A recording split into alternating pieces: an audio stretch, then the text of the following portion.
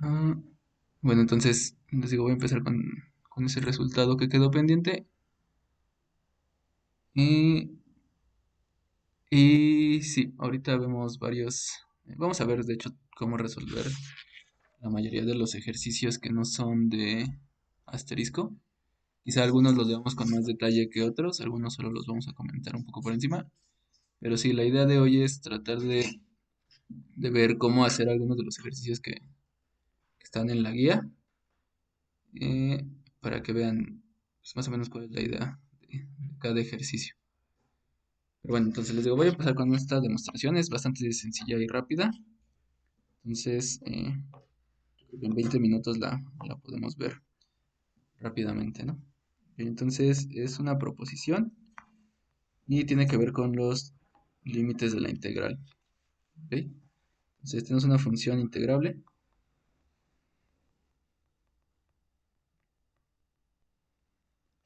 continua o no continua, no importa, que es integral en un intervalo. Entonces, queremos demostrar que mm, si yo cambio el orden en los límites de integración de mi función, pues eso equivale a obtener lo negativo o menos la integral con los límites usuales. ¿Ok? Eh, bueno, entonces la demostración básicamente de esta proposición, de esta propiedad, pues básicamente aquí lo que hacemos es tratar de recorrer el intervalo en la dirección contraria, ¿no? Usualmente cuando tenemos un intervalo el intervalo a, b, pues siempre o siempre lo hemos visto como que a tiene que ser menor que b, y entonces define un intervalo, ¿no? De a a b. Pero, pues precisamente el hacer este cambio en los límites de integración significa que ahora estoy tomando la función en un intervalo b, a, ¿no? Porque pues, esa es la definición de integral. Entonces, básicamente lo que estoy haciendo es recorrer al revés mi intervalo, ¿no? O sea, ir de derecha a izquierda en lugar de izquierda a derecha. Entonces, por eso cambia ese signo. Y pues justo eso es lo que vamos a utilizar para la demostración. Ok. Pero entonces el de abajo siempre es menor, ¿verdad? O sea, nada más lo único que está cambiando es como el hecho de que B es menor que A. Ajá, sí, o sea, si yo tengo aquí mi recta, aquí tengo A y aquí tengo B. A siempre es menor que B, y lo único que cambia a la hora de cambiar los índices bueno, perdón, los límites de integración, es que en el primer caso, cuando tengo la integral de A a B, es como si recorriera este intervalo en esta dirección. Pero si tengo de B a, es como si lo hiciera en esta dirección. Ah, pero entonces sí puedes poner la B abajo aunque sea mayor. Sí, sí, sí, sí. Sí, o sea, justo ese es el resultado, ¿no? Por ejemplo, si tuviéramos la integral de 0 a 1 de una función, eh, Es igual que la integral de 1 a 0, ¿no? es menos la integral de 1 a 0. A menos. Justo eso es lo importante de aquí, ¿no? Que va a salir este signo negativo aquí al cambiar eh, el orden en los límites de integración. Y sí, no importa cómo sea la función, eh, aunque sea positiva o negativa, da igual, siempre va a ocurrir esto. ¿Ok? Y pues eso en realidad tiene más que ver por cómo definimos a los subintervalos, dada una partición. Justo la demostración va a utilizar, o para la demostración vamos a utilizar la definición de integral de Riemann. eh, Porque justo ahí, o sea, justo lo que vamos a ver es que los subintervalos van a cambiar de orden, por así decirlo, en cierto sentido. Pero bueno, voy a empezar a escribir la demostración para que vayan viendo a lo que me refiero. Eh, pero sí, esto vale para cualquier función que sea integrable. No importa si es siempre positiva o siempre negativa, o si cambia de signo, da igual. ¿Ok? Bien, entonces, como f es integrable,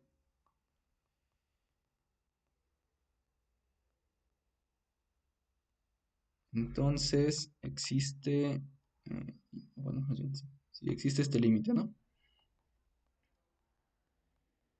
Que es la definición de integral de Riemann, ¿no? Con una partición, con un conjunto de puntos sí, eh, con una partición x0 hasta xn, que es partición del intervalo a, b. Y pues sabemos que la suma de Riemann está definida como, sí, como la suma desde i igual a 1 hasta n de f de xi y por la longitud del subintervalo, ¿no? Xi menos 1. ¿Ok? Esa es solo la definición de suma de Riemann, ¿va? Entonces, ahora lo que vamos a hacer va a ser considerar una nueva partición. Entonces, consideremos P' en el conjunto de particiones del B, A. ¿Ok? Entonces aquí justo es donde aparece lo primero importante, ¿no? Noten que aquí este intervalo es un intervalo como raro, ¿no? O sea, no es como un intervalo de los que estamos acostumbrados a ver, pero pues en realidad sigue siendo un intervalo, ¿no? Solo que lo recorremos, por así decirlo, en el sentido contrario al que estamos acostumbrados. Ahora vamos del elemento mayor al menor, pero pues sigue siendo un intervalo, ¿ok? Y bien, entonces, eh, pues esta de partición va a ser P', Y0 hasta Yn. Solo que en este caso, o sea, bueno, vamos a hacer coincidir a Y0 o sea, la partición P' va a coincidir con P, solo que va a recorrer al intervalo en el sentido contrario, ¿no? Y entonces, por ejemplo, eh,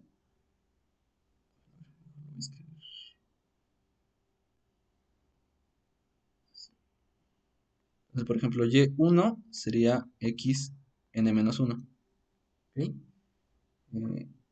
Luego Y2 sería xn-2, y así, hasta que Y sería xn-i,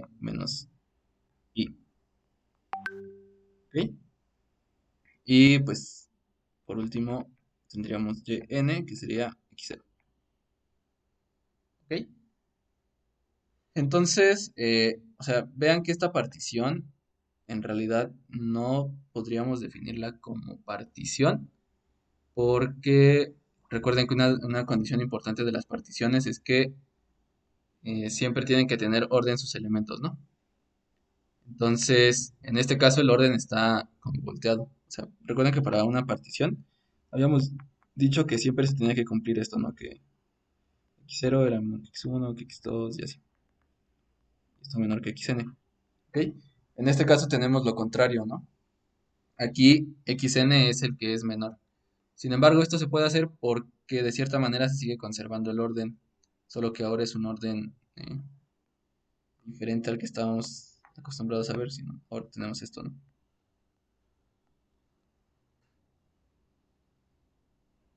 ¿Ok? Entonces aún sigue siendo una partición del intervalo. Bueno, más bien, no es una partición como las definimos, pero nos sigue sirviendo para poder aproximar el área bajo la curva, ¿no? O sea, más allá de que sea una partición, es simplemente una división del intervalo a, b que nos permite calcular el área bajo la curva. ¿Ok? Entonces nada más para que lo tengan en cuenta. Y bueno, entonces pues voy a definir una nueva suma de Riemann de esta nueva función, bueno, más bien de esta misma función con esta nueva partición y un nuevo conjunto de puntos. ¿Ok? Entonces aquí voy a escribir si prima es igual este si 1 prima, si y así hasta si n prima. ¿Ok? Y en este caso también los puntos xi van a coincidir con, o sea, los xi' van a coincidir con los xi de la misma manera que coinciden estos elementos, ¿no? O sea, igual es nada más cambiar el orden, por así decirlo. Pero, por ejemplo, este elemento xi1 cae en el intervalo y0, y1, ¿no? Luego el xi2' cae en el y1, y2, y así. Y pues precisamente entonces esos xi se va a cumplir lo mismo, ¿no? Que xi' i coincide con xi n menos i. ¿Ok? Muy bien. Entonces,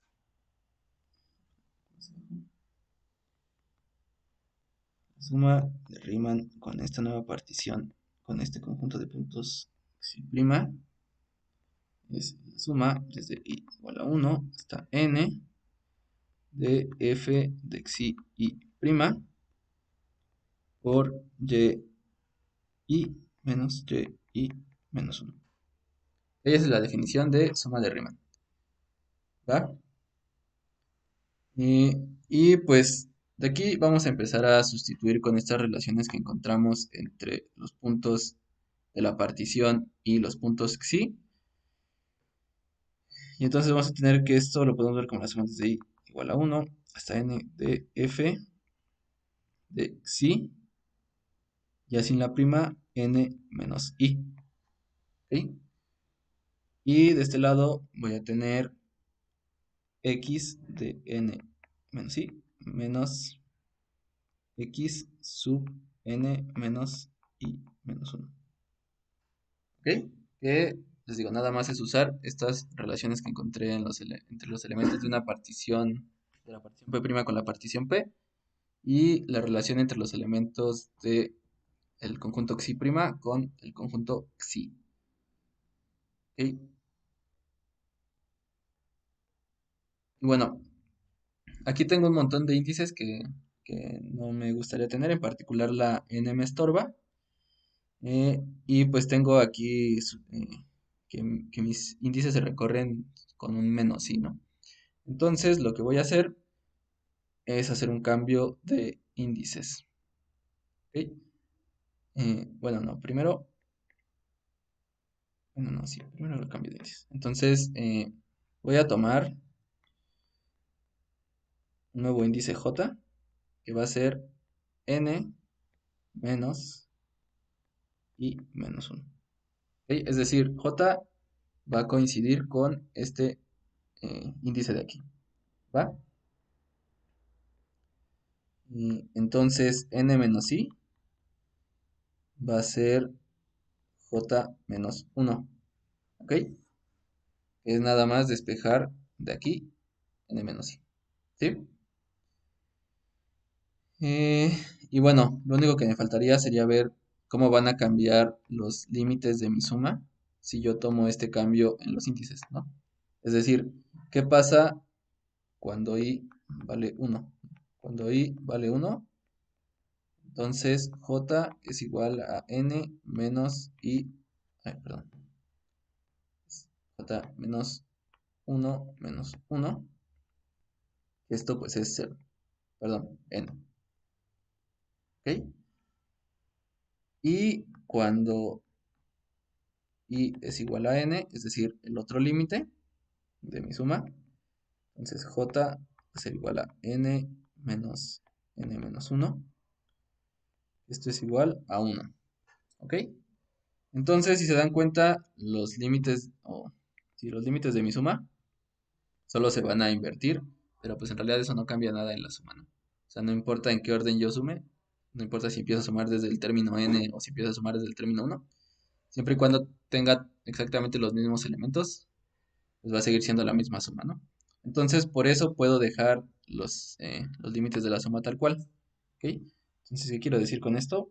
Entonces, puedo reescribir la suma desde i igual a 1 hasta n de f de xi n menos i por x sub n menos i menos x sub n menos i menos 1 como la suma ahora sobre j, desde j igual a 1 hasta n de f de xi sub j, ¿ok? J menos 1, aquí debería ser.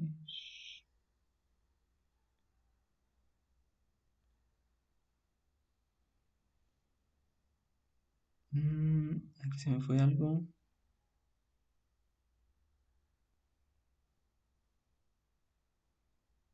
Ah, claro, en este caso, aquí me faltó un menos 1. Y eso es porque los puntos xi empiezan desde 1 y no desde 0 como los elementos de la partición, ¿no?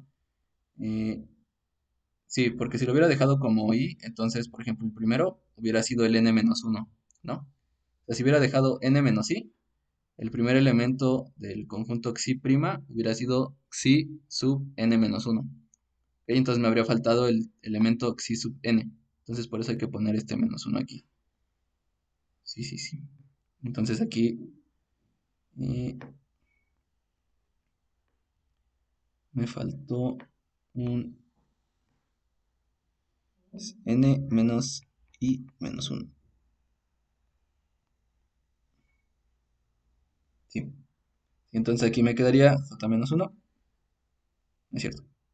Me quedaría solo j, que es precisamente de esta relación de acá arriba. Y, y luego pues me quedaría x n menos i era j menos 1. O sea, n menos i es j menos 1. Entonces es xj menos 1 menos xj. ¿Ok? Porque este índice pues, lo definí como j. Bien, entonces noten que esto ya es casi la suma de Riemann de f con la partición p y el conjunto de puntos xi que teníamos originalmente. Solo que aquí estos dos están volteados, ¿no? En teoría, para que sea esta suma de acá arriba, esos deberían estar al revés, ¿no? Debería ser xj menos xj menos 1. Y aquí tengo xj menos 1 menos xj. Entonces, pues, solo los volteo, pero eso me va a arrojar un signo menos. Entonces va a ser menos la suma desde j igual a 1 hasta n de f de xi j por xj menos xj menos 1.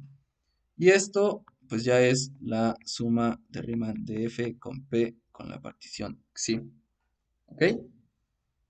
Y entonces, pues cuando yo tome los límites, eh, recuerden que yo había partido de esta suma de Riemann, cuando yo tome el límite, cuando la norma de la partición tiende a cero de la suma de f con p' con xi', eso me va a dar igual a menos el límite, cuando la norma de la partición tiende a cero de la suma de Riemann con de f con la partición p con el conjunto de puntos xi, sin prima. ¿Ok? Que pues este límite es precisamente la integral de f de a b. ¿Ok? Entonces pues justamente me va a resultar que esto es menos la integral de a b de f. ¿Ok? Y pues esta era la integral de b a de f. ¿Ok? Entonces la integral de b a de f es igual a menos la integral de a b de f. Que era precisamente lo que quería demostrar. ¿No? ¿Ok? Entonces, ¿alguna duda de este ejercicio? O sea, en realidad noten que lo relevante aquí es darse cuenta de que tenemos que cambiar el orden en cómo estamos tomando la diferencia de los subintervalos, o sea, de las longitudes de los subintervalos, cómo las estamos tomando.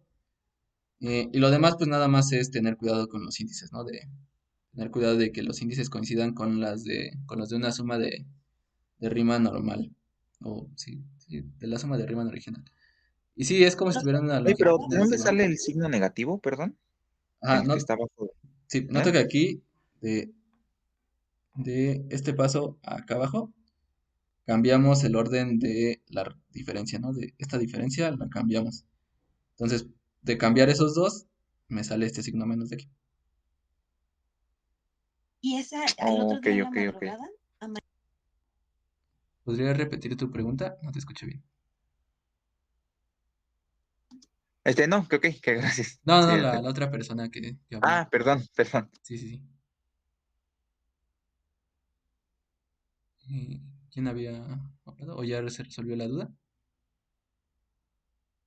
No creo que era del micrófono de él. Ah, ok, ok. Ah, bien. Sí, entonces, pues sí, nada más es que hicimos ese cambio nada más que hicimos ese cambio en cómo estamos tomando la diferencia y pues de ahí sale un signo negativo, ¿no? Que pues, o sea, básicamente es decir que xj menos uno menos xj es igual a menos xj más xj menos uno. Si quieren, pues ahí le sacan un menos, pues entonces este más se va a convertir en un menos de aquí, ¿no? Simplemente eso. Y ya de ahí es donde sale mi signo negativo que aparece pues en el resultado final, ¿no? Que es el de acá. ¿Sí? ¿Alguna otra duda?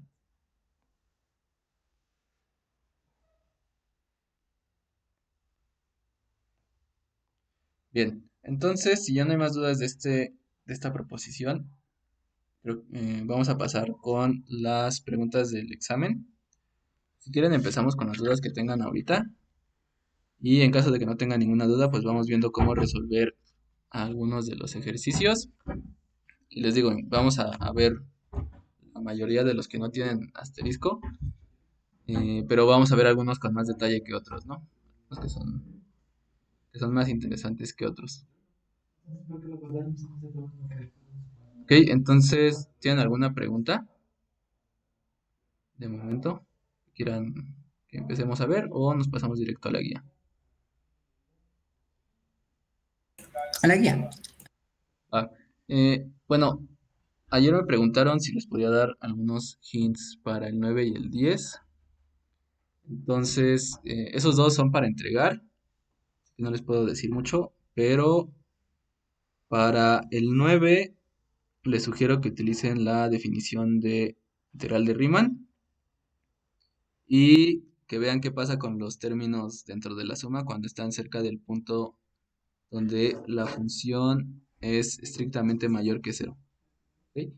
Y para ver lo del caso en el que si la función es continua, entonces no se vale ese resultado, pues eso es en realidad bastante sencillo. O sea, no hay que pensarlo mucho. Esa es la parte sencilla del ejercicio. Y para el 10, eh, ese es un poco más de cuentas.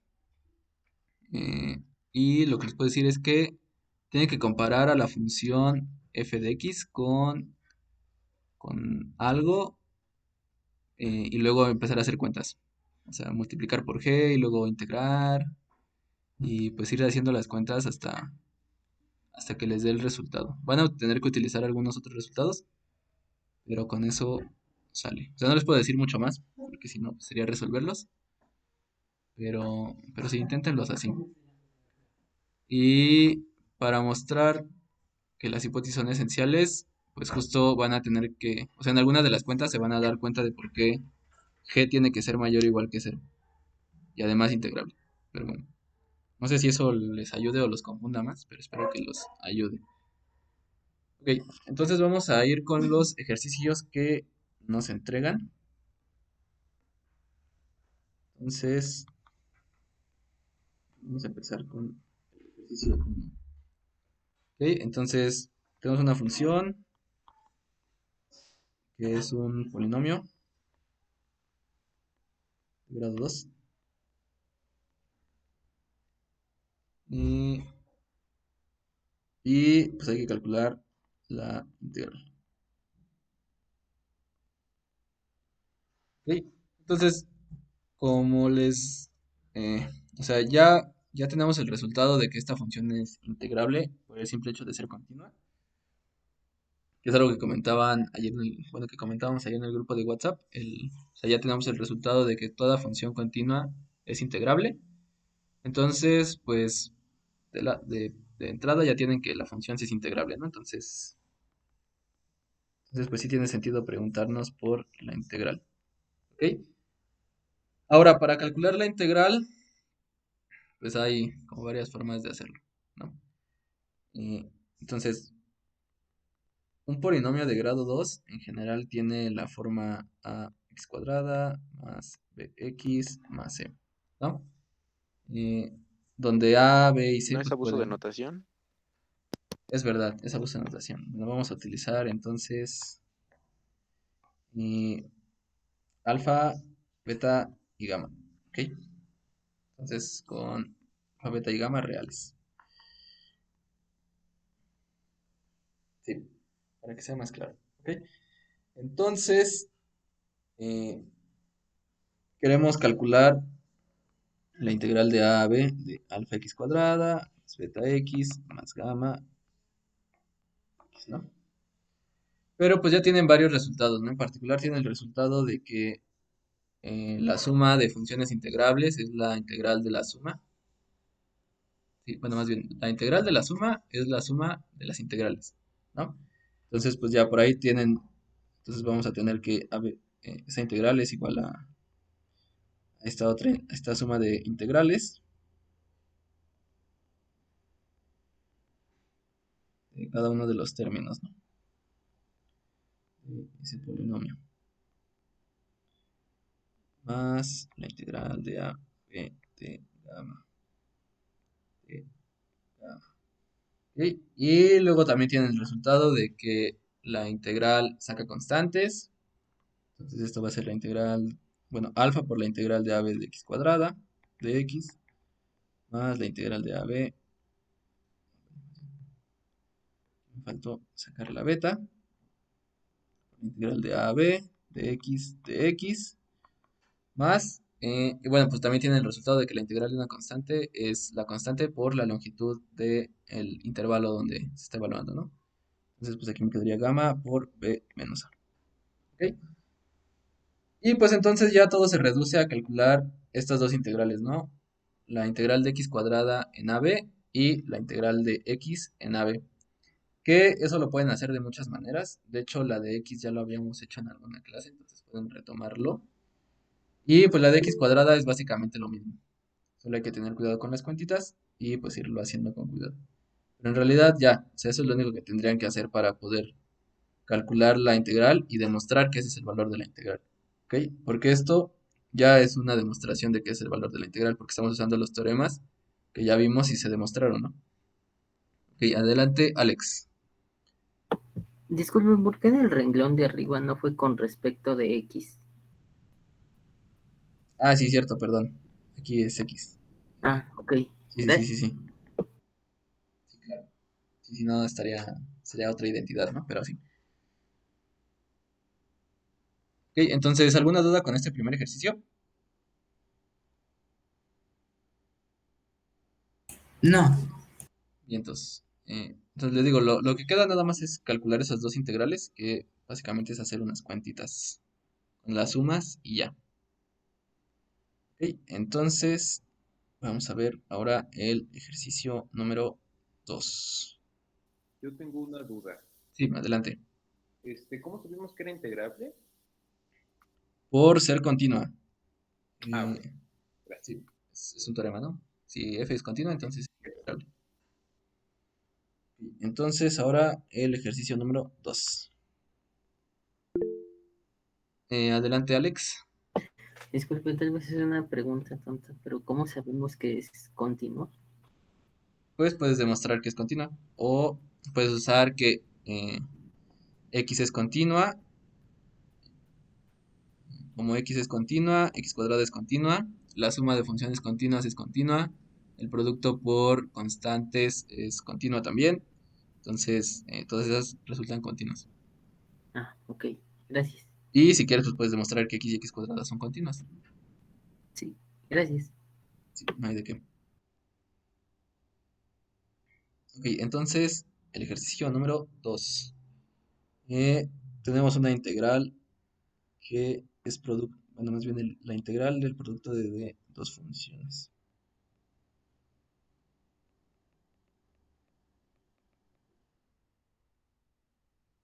Bueno, Una pregunta, para el examen tendríamos que O sea, por ejemplo, nos pusieran un ejemplo así, tendríamos que demostrar que es continua o podemos suponer que es continua.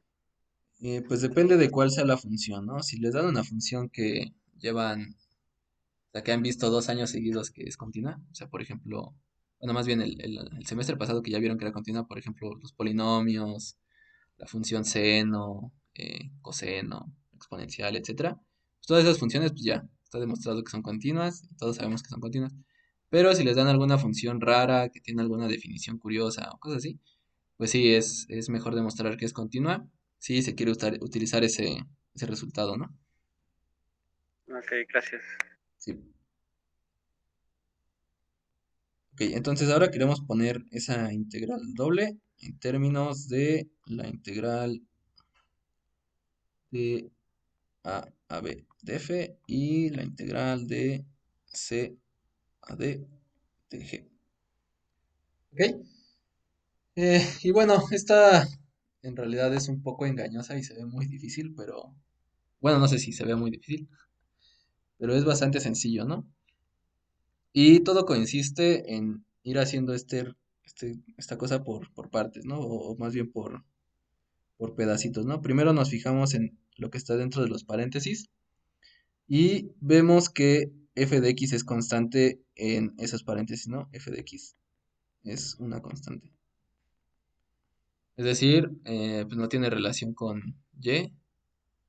Entonces, f de x pues no va a afectar a la integral y por ser una constante puede salir de la integral, ¿no? Entonces eso me quedaría como la integral de AB de f de x por la integral de c a d de g de y eso de x, ¿no? Ok, y pues de nuevo aquí tenemos que ahora todo este pedazote va a ser una constante respecto a x, ¿no? Entonces, pues de nuevo va a poder salir de mi integral, ¿no? Entonces me va a quedar como g de y por la integral de AB de f de x. Y ya, fácil. Y ese es el resultado, ¿no? El producto, más bien, esta integral, va a ser el producto de cada una de las integrales. Les digo, no lo estoy diciendo con mucho detalle, pero se entiende la idea, ¿no? Bueno, no sé si tengan alguna duda de cuál es la idea. ¿Podrías repetir por qué es constante f de x? Sí, noten que, o sea, una parte importante de las integrales es a qué variable estoy considerando para tomar mi partición, ¿no? O sea, recuerden que este, este de y, lo podemos ver como un elemento infinitesimal en el que estoy partiendo mi intervalo, que es como mi subintervalo de la partición, ¿no? Y pues en este caso estoy considerando una partición en y mi función f de x no cambia si yo cambio el valor de y, ¿ok? Entonces mi función f de x es una constante respecto a cambios en y, ¿ok? Entonces por eso puedo considerarla como una constante, por eso la puedo sacar de esa integral como si fuera una constante, ¿ok? Y pues lo mismo va a pasar en este caso, ¿no? Cuando ya separé esta integral de g, aquí en todo este término estoy integrando eh, sobre el intervalo que está en x, ¿no? Sobre un x. Y pues si yo cambio x, este valor o esta constante no va a cambiar. Ese número no va a cambiar si yo cambio el valor de x. Entonces lo puedo ver como una constante. Y por eso lo puedo sacar de la integral. ¿Ok? Ok. Entonces el que sigue es el 3. Ese no lo podemos hacer. Entonces nos pasamos al 4. Entonces, para el 4 hay que calcular el área geométrica.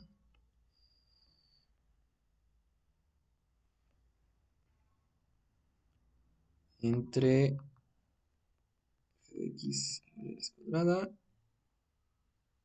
y g de x igual a menos x cuadrada en menos 1,1. ¿Ok?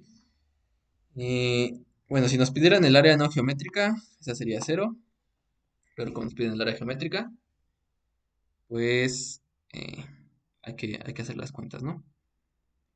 En realidad, noten que lo que hay que hacer, o sea, mm, lo que tenemos es aquí mi función, una parábola, en menos 1, 1, y luego tengo pues su reflejo, ¿no? Que es la,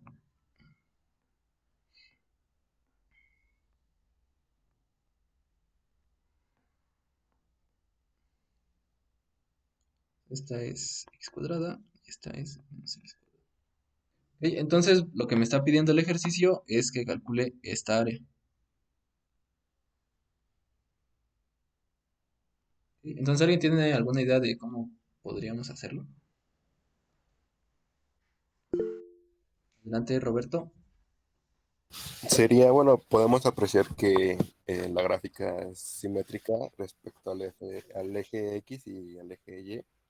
Entonces podremos sacar la integral del segmento, bueno, del intervalo 0, menos 1 a 0, en este caso, de la gráfica, bueno, de la función, perdón, de X al cuadrado, y ya con eso multiplicarla por 4.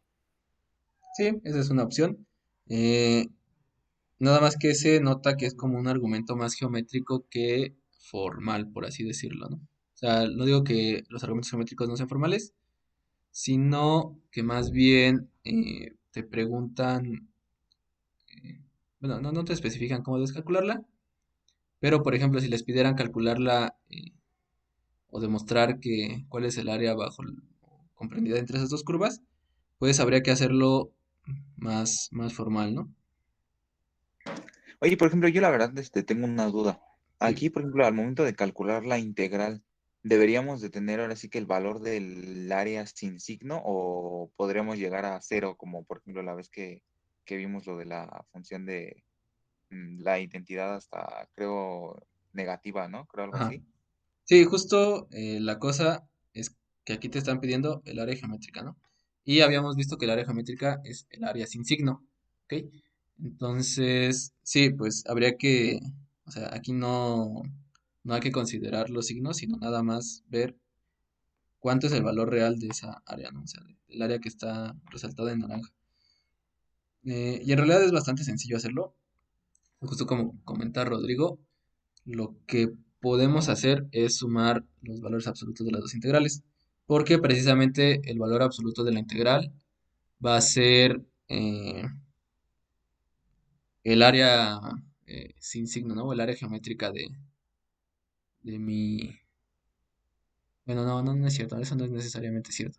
Pero bueno, en este caso nos puede servir, aunque pues la forma más fácil de hacerlo es calcular esta área, que es la integral, esta de aquí, que está en rojo, y después calcular la otra área, ¿no? Pero cuidar que sea un área sin signo, ¿no? Que sería calcular b de menos x cuadrado, ¿no? Entonces, ahí tienen que recordar cómo se calculaba el área sin signo de una función. Y pues para eso definíamos f más y f menos, ¿no? Eh, y precisamente pues eso, para hacerlo habría que poner el valor absoluto pero dentro de la integral, ¿no? Entonces, en lugar de calcular el valor absoluto eh,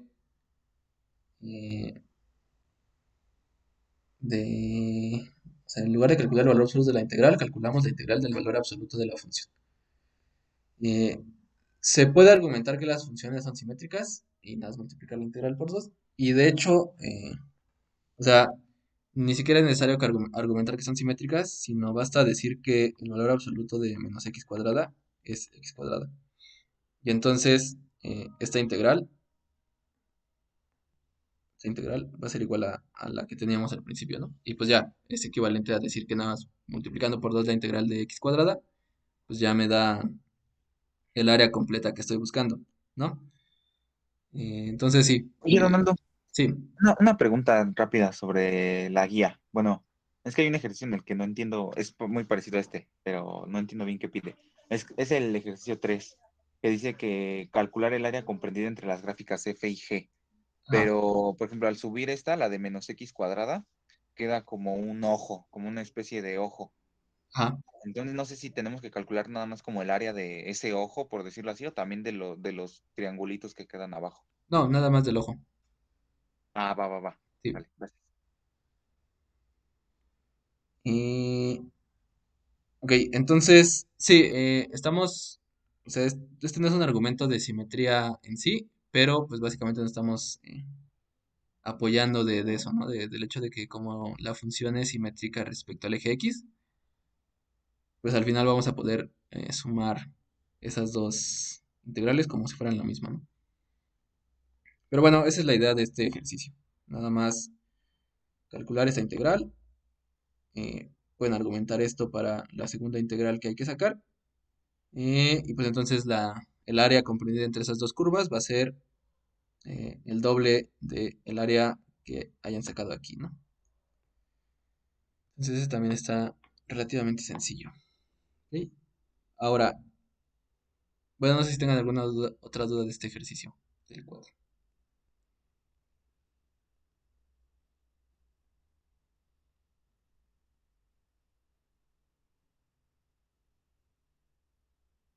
No, X cuadrada menos X cuadrada. Ah,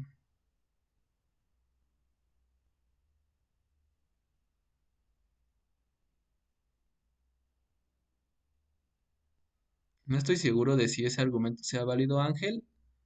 y- pero pues si lo argumentas bien, no creo que haya problema, ¿no?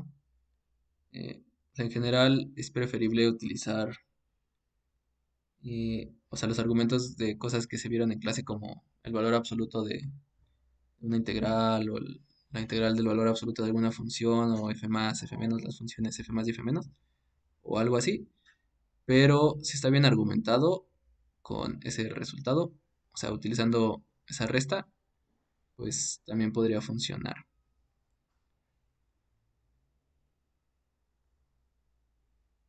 Ok, entonces, el ejercicio 5.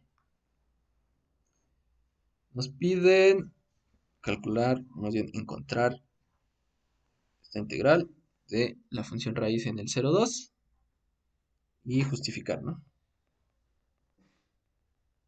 Ok, entonces aquí es importante,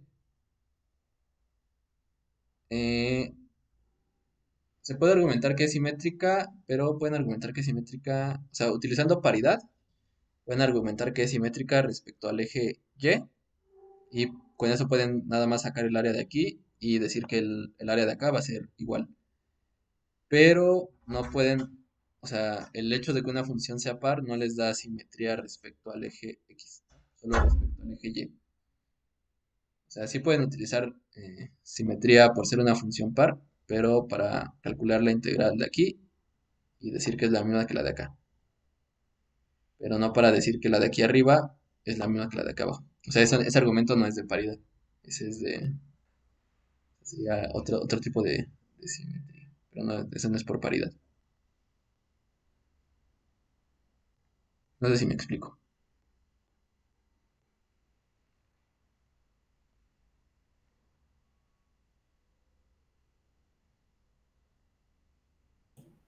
Yo creo que sí entendí. Ok. Bueno, entonces, ahora sí, pasando al ejercicio 5, noten que lo que les piden es justificar el valor de una integral y no demostrarlo. ¿Ok? Entonces, tengan mucho cuidado con esas diferencias. Cuando les piden justificar, pues no es necesario que hagan la demostración formal de las cosas, o sea, que demuestren con límites y demás, pero sí que expliquen, o expliquen más bien, cómo es que llegaron al resultado, bajo qué argumentos de geometría o de lo que sea están llegando a ese resultado, y pues eso es a lo que pongan, ¿no? Entonces, en particular para este ejercicio, el ejercicio 5, Hay una forma muy geométrica de hacerlo. Es como una forma sencilla de hacerlo sin tener que utilizar teoremas y pues nos sirve para justificar este ejercicio. ¿Ok? Entonces, notemos que pues, la función raíz 2 es aquí. Es algo así, ¿no? Y aquí en 2 vale pues raíz de 2, ¿no? Eh, el teorema del valor, o sea, utilizaste el teorema del valor intermedio del ejercicio 10, me imagino, ¿no? El teorema del valor medio generalizado para integrales o el teorema del valor medio de derivadas o el teorema del valor medio de integrales, pero su versión sencilla. Ah, ok. Eh, pues es que el teorema del valor medio, mm, o sea, ¿ese lo demostraron en clase? No recuerdo si lo habían demostrado en clase. Sí, en la última clase del parcial, creo que fue el sábado 5 de marzo, algo así. Ok. Bueno, pues si lo demostraron en clase y ese teorema les da integrabilidad, pues es suficiente con ese teorema para demostrar o para calcular el valor de la integral. O sea, yo lo hice de una manera diferente, pero si con eso les resulta y ya es algo que se demostró en clase, pues lo pueden utilizar sin problema.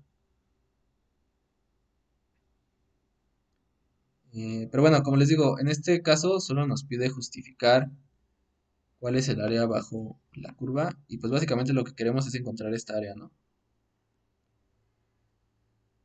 Eh, pero justo noten que si nosotros volteamos o hacemos como la reflexión o el cambio de ejes, eh, pues lo que tenemos de este lado es, o sea, la gráfica corresponde a la de una parábola, ¿no? Que es una función, podríamos decir, y cuadrada, ¿no? Eh, y pues podemos calcular nosotros muy fácilmente esta área, porque ya es una área que conocemos. ¿Sí? Que es, o sea, calcular el área bajo la curva de eh, mi función f de x igual a x cuadrado, ¿no? Entonces lo que querría es calcular la integral de 0 a 2, a raíz de 2 de x cuadrado, ¿no? Eso me daría el área roja. Y luego que podremos calcular el área del rectángulo. Exacto. Y el área del rectángulo pues es 2 por raíz de 2. 2 raíz de 2. Entonces, pues el área naranja sería 2 raíz de 2, que es el área de todo el rectángulo, menos el área roja, ¿no? Es esta otra función. ¿Sí? Este no es el teorema del rompecabezas, el teorema del rompecabezas es para un mismo intervalo ir calculando la integral por pedazos, ¿no? Este es más bien un argumento geométrico en el que yo veo la gráfica de mi función, la conozco bien, y pues puedo siempre definir un rectángulo que va a contener a toda mi función, y pues el área de los rectángulos siempre la puedo calcular multiplicando la base por la altura, y pues como este complemento para que se rellene el rectángulo, el área roja, es el área bajo una función que yo ya conozco y que he integrado varias veces, pues puedo utilizar eso, ¿no? Para calcular el área naranja por simples argumentos de geometría, ¿no? Esas dos áreas deben dar el área del rectángulo completo. Ya. Eh, pero pues si sale con el teorema del valor medio que comentaba Ángel, pues también pueden hacerlo así. ¿Ok? O sea, esto lo hago así porque pues, nada me piden justificar. Entonces esto lo justifica de una manera bastante ilustrativa. ¿Ok?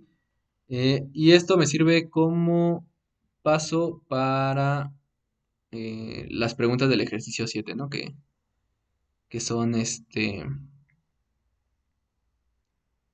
pues más, o O sea, son similares, ¿no?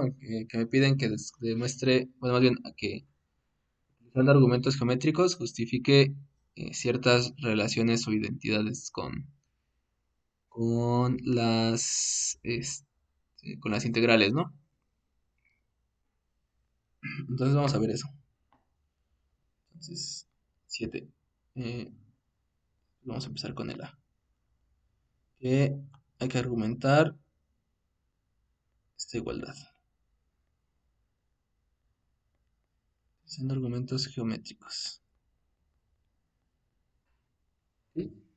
Entonces, esta, no sé si ya la hayan hecho. En realidad es bastante interesante. Pero bueno.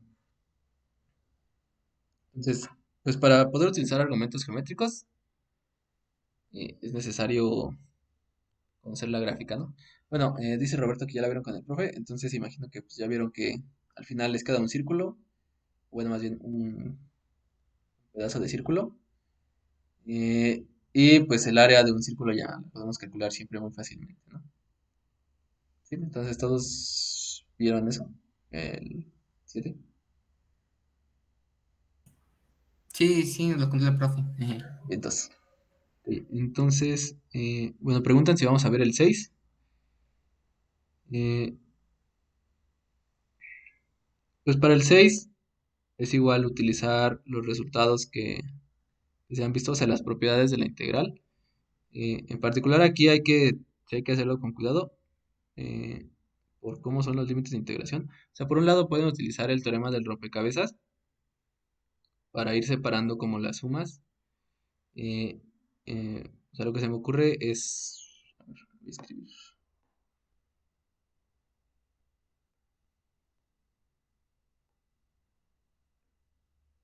Entonces el 6, hay que mostrar que la integral de 1 a entre x de 1 a b entre x 1 a por b entre x. Ok, entonces, en general ya se imaginarán que esto no se cumple para cualquier función. Entonces hay que utilizar tanto argumentos que son exclusivamente de la integral como argumentos que impliquen el hecho de que la función sea 1 entre x, ¿no? Entonces lo que les comentaba es que pueden ir separando eh, esta integral. Eh, digamos que se consideremos a menor que b por fines, bueno, a menor o igual que b. Más para que sea así. Adelante, Ángel. En la última integral, no sé si es error de mi compu, pero en la guía me parece que es un menos en vez de un igual. Quizás sea un error, porque sí es un igual. Oh, rayos, bueno, gracias. Sí, a veces pasa que selecciona el texto que te aparece raro y se van como que cambian las letras. A veces quizás sea eso. Pero sí, en la guía sí aparece como un igual. Sí, ya vi, sí, era mi error. Gracias. Vientos. Eh, sí, entonces si considero que A es menor que B, entonces esta segunda integral la puedo poner como la integral de 1 a de 1 entre x, más la integral de a b de 1 entre x de x, ¿no? Y pues aquí ya tengo dos veces la integral de 1 a más la integral de a b.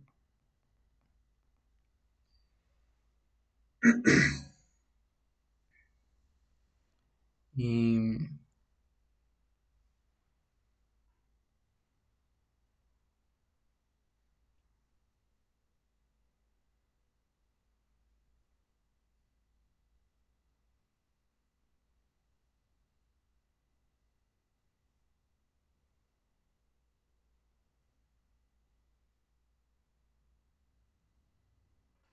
bueno, este no estoy muy seguro de cómo habría que hacerlo. O sea, este no lo preparé, pero eh,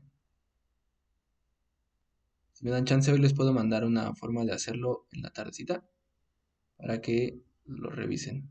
O igual si alguien ya lo hizo, y quiere compartirnos cómo lo hizo, también podría ayudar a los compañeros que no lo han hecho. Es que, bueno, lo que hice yo fue restar de ambos lados. O sea, primero la integral de 1 a b. Entonces eso sería como, o sea, sería como equivalente a demostrar que la integral de 1 a es igual a la integral de b a b, porque le estás quitando como esa parte de la integral, según yo. Ok, sí, podría ser. O sea, lo que tú hiciste es decir que la integral de 1 a de 1 entre x de x es igual a la integral de 1 a b de 1 entre x de x menos la integral de 1 a b de 1 entre x de x. Y como a es mayor que 1, entonces a por b es mayor que b. Y entonces pues esto es igual a integral de b a por b de 1 entre x de x. Si no es lo que Ajá, sí, decías. era justamente eso. Ok.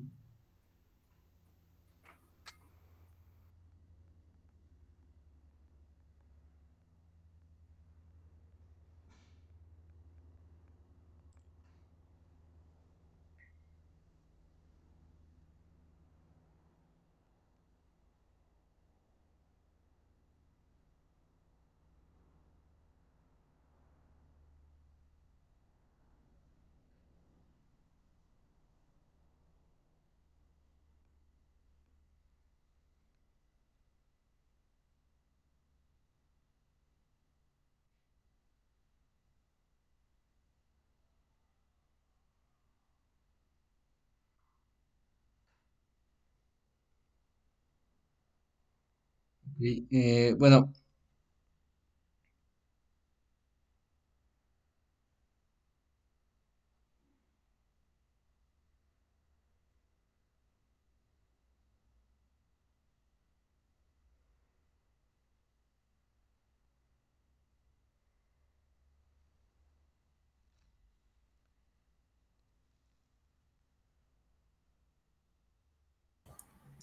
Calcular la integral de 1/x con sumas de Riemann es complicado, ¿no? O sea, con el límite cuando la norma de la porción tiene infinito de la suma.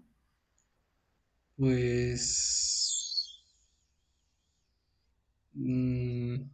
sí, un poco porque, o sea, al evaluar la función, y, o sea, al evaluar la función te van a quedar cosas del estilo uno entre y o algo así, ¿no? Entonces, no hay como una suma para eso. O bueno, quizás sí. eh, pero sí. Sí, o sea, utilizando sumas de Riemann no es tan sencillo, pero o sea, hay que pensar en alguna manera de hacerlo, ¿no? Entonces, pues en particular esta función sabemos que es de este estilo, donde aquí vale uno.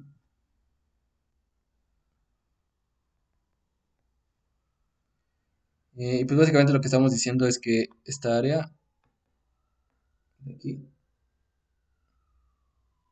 va a ser igual al área que estuviera por acá, ¿no? O sea, si tengo una B, digamos aquí tengo a la B. O sea, B puede ser menor o mayor que A, de hecho no es no se da una condición para eso. Digamos que B está por acá. Entonces lo que estaría diciendo es que estas dos, esas dos áreas son iguales, ¿no? Que el área naranja y esta área roja de acá son iguales. O sea, ese es el resultado que quisiera demostrar. Eh, y este en particular pues no tiene que ver con círculos porque, bueno, según yo no tiene que ver con círculos. La función uno entre x no tiene forma de círculo, por así decirlo, ¿no?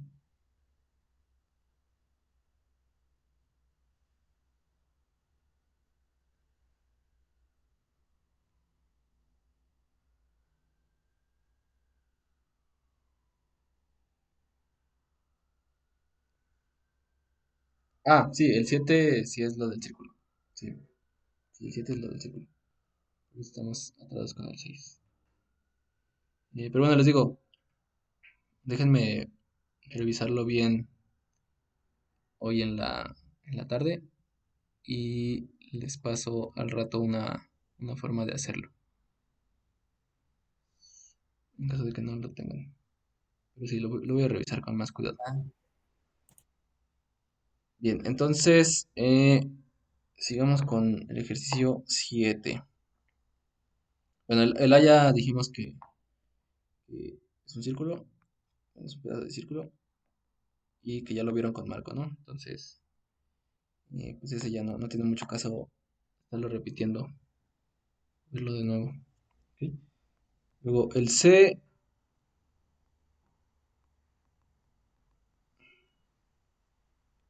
quiero demostrar que esto siempre se cumple.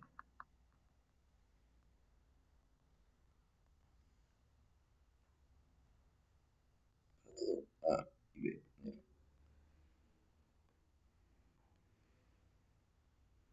Esto básicamente, o sea, como sabrán, Usamos lo del periodo, ¿no? De la función, ¿no? por un lado hay que utilizar que la función es periódica, ¿no? O sea, algo así se ve el seno, un poco feo, pero bueno,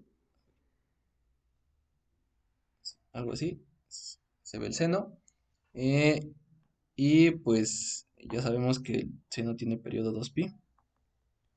Es decir, que cada 2pi se va a repetir la, eh, el área, ¿no? Entonces, en realidad, aquí va a ocurrir que esa área va a ser siempre... No, no es cierto. Sí, va a ser siempre cero, ¿no? Más que sea una traslación de áreas, como A y B pueden ser cualquier número.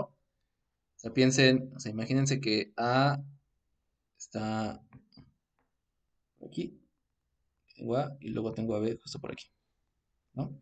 Entonces lo que estaría diciendo es que esta área luego hasta por acá y luego hasta por aquí va a ser igual a el área que va a ser esta, ¿no? Que va a ser por aquí, y luego por aquí y va a llegar hasta acá, hasta cierta B. O sea, B más 2pi, ¿no? Entonces, pues sí, lo que hay que argumentar aquí, o la forma de hacerlo, es argumentando que esas áreas siempre van a ser cero, sin importar que A me tome, eso siempre va a ser cero. Y pues eso básicamente tiene que ver con que el, el área de cada una de estas, como cada curvita, es la misma, ¿no? Si yo me paro, o sea, si yo me parara siempre en cero, o sea, si tomara A igual a cero, el área del seno de 0 a 2pi es cero. Y eso se va a conservar siempre, ¿no? O sea, si yo quiero demostrar que eso se vale para cualquier A y B, entonces, si para un valor me da cero, para todos los demás también me tiene que dar cero, ¿no? Entonces, justo tienen que, o lo que tenemos que hacer es argumentar por qué en cualquier caso me va a dar cero. Y pues precisamente eso es ir jugando con las áreas. O sea, precisamente decir que este pedacito que tengo de más aquí es justo el pedacito que tengo de menos aquí para B, ¿no? Eh, y pues precisamente esa área hace que se vuelva a cero todo el área, ¿no? Porque pues ya es como si tuviera estas dos partes completas para mi función que estoy viendo en ese caso, ¿no? O para el valor de A y B que estoy viendo en ese caso. ¿Sí? ¿Sí, sí me explico cómo habría que hacerlo?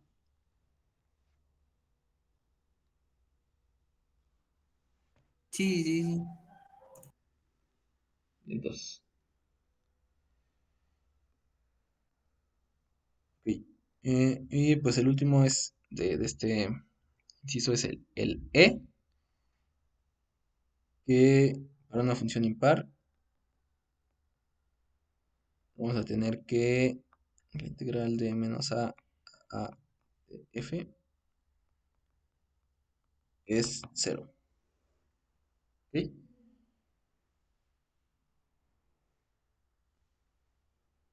Y pues esto se puede hacer de muchas maneras. Una manera de hacerlo es utilizando el teorema del rompecabezas y el hecho de que la función es impar, ¿no? O sea, utilizando el teorema del rompecabezas podemos separar esa integral como la integral de menos a 0 f de x más la integral de 0 a f de x, ¿no? Eh, y pues con el teorema que acabamos de ver, tenemos que esto va a ser, o sea, si cambio el orden de esos primeros, ya,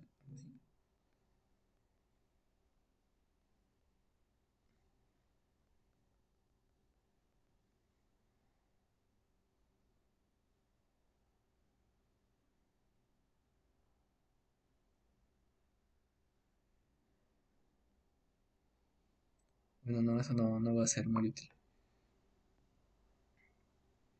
Pero bueno, en realidad nos piden que sea un argumento geométrico, entonces la idea es que si yo tengo una función que es impar, siempre va a ocurrir que va a estar reflejada respecto al eje y, ¿no? Entonces lo que yo tenga de un lado siempre va a ser lo mismo que voy a tener del otro, ¿sí? Oye, pero ¿qué no las No, no es impares cierto, son las no. que se representan con respecto al origen? Sí, justo, tienes razón. Sí, no tendría sentido ese resultado. Sí, más bien, justo, ¿no? Estaría reflejada respecto al origen. Y entonces lo que tendría es, aquí tengo un área y por acá tengo el otra, ¿no? Y por un lado, esta área va a ser positiva, esta va a ser mayor que cero, y esta va a ser menor que cero, ¿no? Pero van a ser tales que son iguales por el hecho de que la función es impar, ¿sí?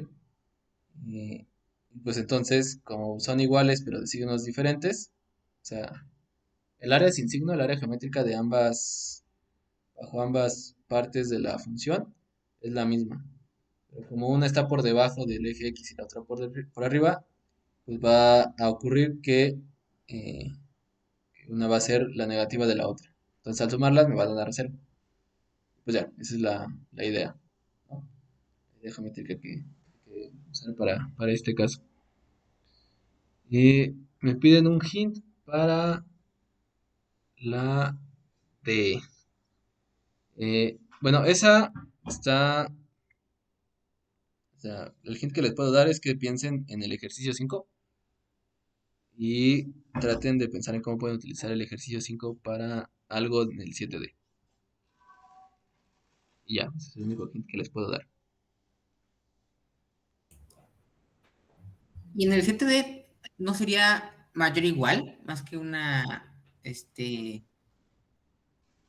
desigualdad. Inigualdad. ¿En cuál? ¿En el 7P dijiste? ¿O en cuál? No te entendí Ah, bien. no, me confundí, el 8. Ah, el 8. Ah, preguntaba si era una igualdad o desigualdad. Ah, que si era una desigualdad. ¿Cómo se Ah, dice? Vaya, un mayor igual, ¿a no un un mayor mayor. estricto? Ajá. Ah, el seno entre T más uno. No, sí es mayor estricto que cero. Y sí es mayor. Vamos a verlo.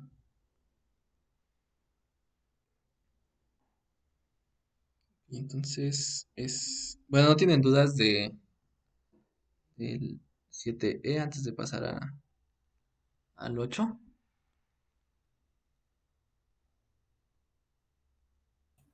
Pues entiendo la idea, bueno, yo.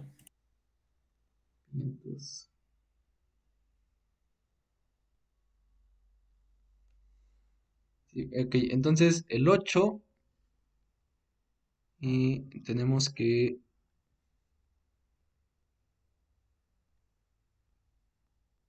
queremos ver que la función No sé en qué está integral.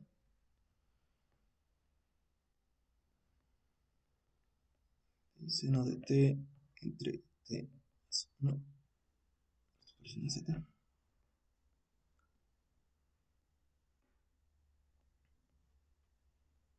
De t es mayor estricto que 0 para todo x mayor que 0.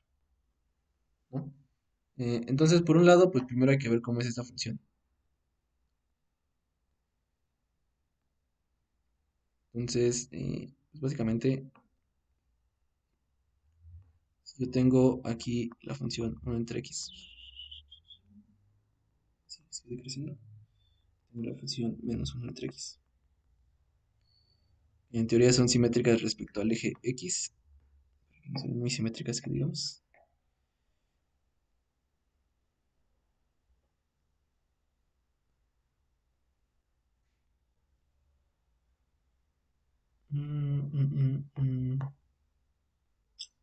Bien, algo así. Entonces esta función se va a ver en 0, pues no está definida. En 0 se... Ah, no, perdón, en 0 sí está definida y es 0, ¿no? El menos uno no es cuando se hace la Ah, sí, distribución. justo. Aquí vale 0. Y entonces, de hecho, más bien no está acotada por la función 1 entre x o 1 entre t, sino por 1 entre t más 1, ¿no? Entonces, más bien, pensemos en que recorremos como esto para el 1. Entonces, digamos que acá está el 1.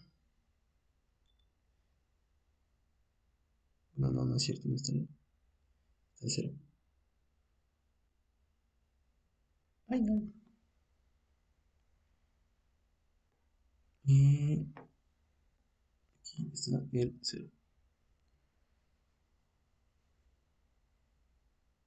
Entonces aquí tengo el eje. Y más bien corta la función en 1. O sea, aquí vale 1 y aquí menos 1.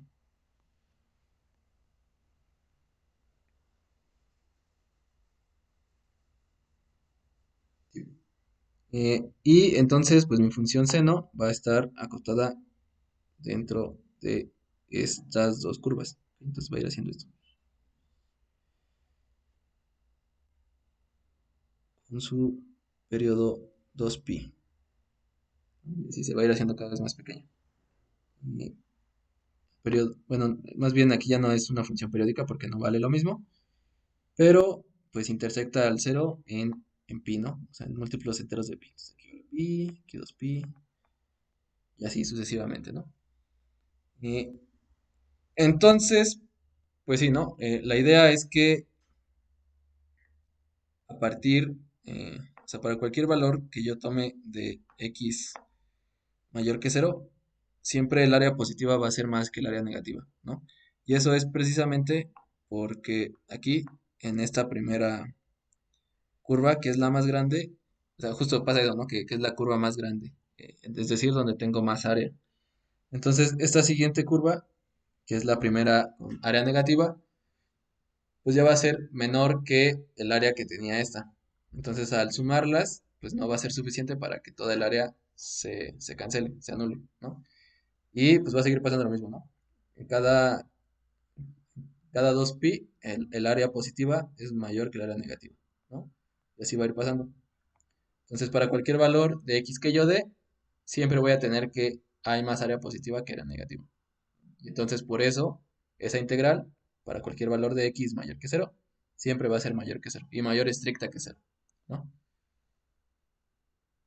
Porque aun cuando tome x muy pequeña, Ah, ok, sí, cierto. siempre va a ocurrir eso, ¿no? Sí. Y entonces, Sí, ya vi, gracias. perfecto. Bueno, y pues ya con eso terminamos la guía, salvo el ejercicio 6, que no, no preparé. Pero que les digo más al rato, les mando como una forma de hacerlo. Y es más, igual y se lo subo O sea, les paso las notas de la clase de hoy ya que tenga ese ejercicio para que lo puedan checar ahí mismo. Pero bueno, en teoría ya hicimos o ya revisamos un poco todos los ejercicios de la guía que no son para entregar. Eh, y no sé si tengan alguna otra pregunta que quieran hacer sobre el examen o sobre temas que van a venir en el examen.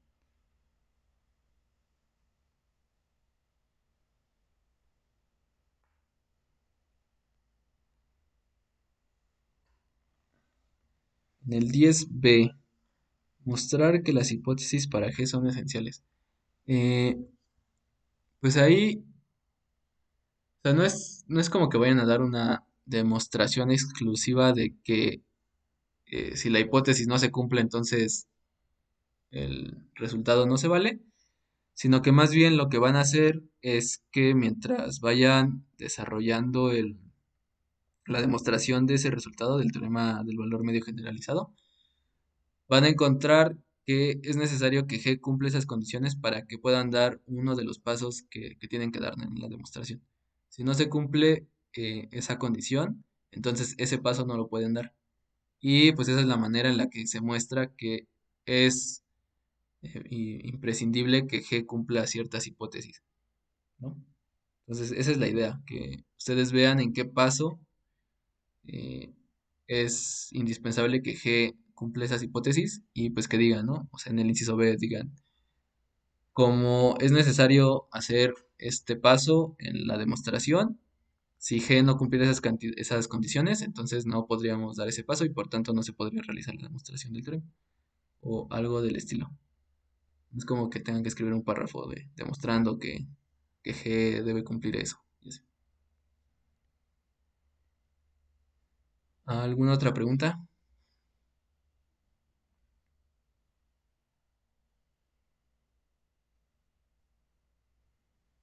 No, por mí todo bien.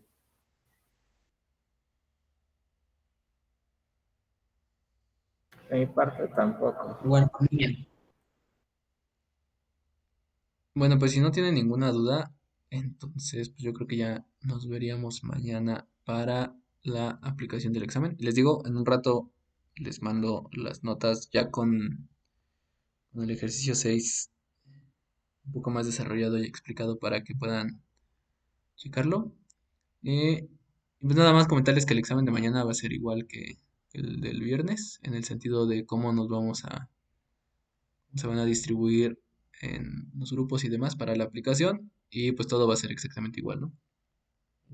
Cómo los van a hacer, tienen que tener sus cámaras prendidas, etcétera, etcétera, etcétera.